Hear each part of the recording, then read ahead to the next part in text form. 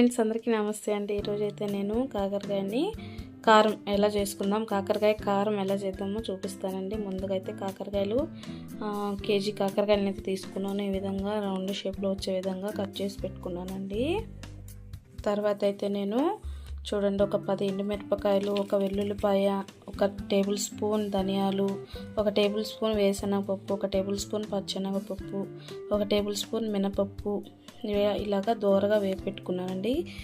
వీటన్నిటిని మిక్సీలో గ్రైండ్ చేసుకొని పౌడర్ చేసుకోవాలండి. అలాగే ఎండు కొబ్బరి కూడా వేసుకున్నానండి. మొత్తాన్ని గ్రైండ్ చేసి పెట్టుకుందామండి. చూడండి ఫ్రెండ్స్, ఈ విధంగా నేను చిన్న జార్లో అయితే వేసుకొని పౌడర్ అయితే చేసి పెట్టుకున్నాను ఈ విధంగా. తర్వాత అయితే గ్యాస్ మీద కడాయి పెట్టుకొని కడాయిలో నూనె అయితే పోసుకుంటున్నానండి. అంటే డీప్ ఫ్రై చేసుకోవడానికి కావాల్సినంత నూనె అయితే పోసాను, కొంచెం కొంచెంగా వేపుకోవడానికి అండి. ఈ విధంగా ఆయిల్ పోసి ఆయిల్ హీట్ చేసుకుందామండి. ఇలాగా ఆయిల్ హీట్ ఎక్కిన తర్వాత డీప్ ఫ్రైకి ఎన్నైతే సరిపోతాయో అన్నీ కొద్ది కొద్దిగా వేసుకుంటూ వేపుకుందామండి. కొంచెం హై ఫ్లేమ్లో పెట్టుకొని వేపుకుంటే త్వరగా వేగిపోతాయండి. అలాగే డీప్ ఫ్రై అవ్వాలి కదండి, అందుకని ఈ విధంగా అయితే వేపుకోవాలి ఫ్రెండ్స్. చూడండి, నూనె ఇంట్లో పోసుకోవాలి, మనకు అంతా సరిపోతుందండి. లాస్ట్లో పౌడర్ కూడా వేయాలి కాబట్టి ముందు డీప్ ఫ్రై లెక్క ఈ విధంగా వేపుకోవాలండి. చూసారు కదా ఫ్రెండ్స్, ఈ విధంగా గోల్డెన్ కలర్ వస్తే సరిపోతుంది. వీటిని అయితే ఒక ప్లేట్లోకి అయితే షిఫ్ట్ చేసేసుకుందాము. చూసారు కదా ఫ్రెండ్స్, ఈ విధంగా ప్లేట్లోకి అయితే తీసేసుకున్నానండి. మళ్ళీ రెండో వాయి కూడా అట్లాగే వేసుకుందాము.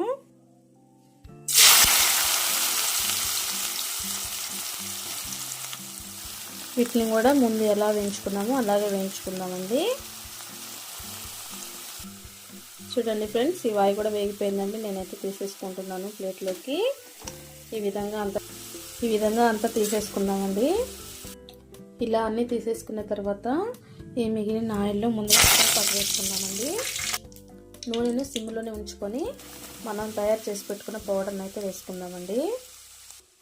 ఇలా సిమ్లోనే పెట్టుకొని వేసుకుందామండి, ఎందుకంటే హైలో ఉంటే మాడిపోతుంది ఫ్రెండ్స్. అందుకని సిమ్లోనే పెట్టుకొని వేపుకోవాలండి. ఈ విధంగా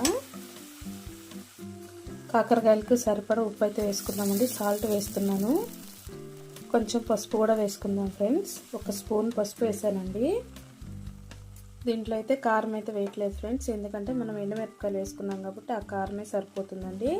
అందుకని కారాన్ని అయితే అవాయిడ్ చేసేసామండి. చూడండి, ఇదంతా వేగిపోయిన తర్వాత కాకరకాయలను అయితే వేసేసుకుంటున్నానండి. ఈ విధంగా కాకరకాయలకు అంతా పట్టే విధంగా ఈ పౌడర్ని అంతా మనం మిక్స్ చేసుకున్నామండి.